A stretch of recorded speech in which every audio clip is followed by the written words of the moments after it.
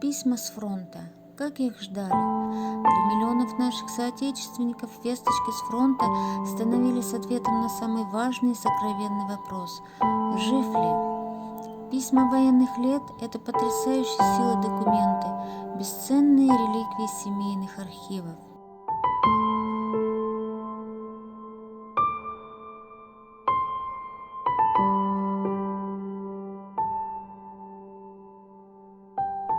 Милый Олег, позавчера только что послал тебе с дочками письмо, а вчера принесли художественные фото моей морды, и я их все же вышлю. Фотография вроде моей, но ничего, другой нет. Вторая с конем чужим, на котором я никогда не ездил и вообще верхом не ездил. Да, это и заметно. Даже поводья не догадался отвязать от кола. Это было высокое желание моего фотографа, чтобы сняться с конем. Я этого желания не имел. Да и во весь рост-то не вышло у него. Но ничего, большего требовать нельзя.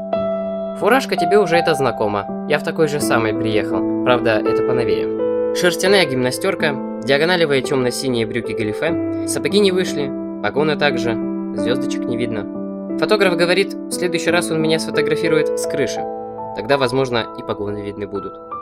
Пистолет тоже не видно, он больше находится сзади на поясе, так удобнее носить. Клапаны карманов оттопырены и не разглажены, но это от переполнения бутылочками разными и прочей дрянью. Глаза совсем не видны. Я был почти зажмурившись, потому что стоял перед солнцем, и невозможно было смотреть.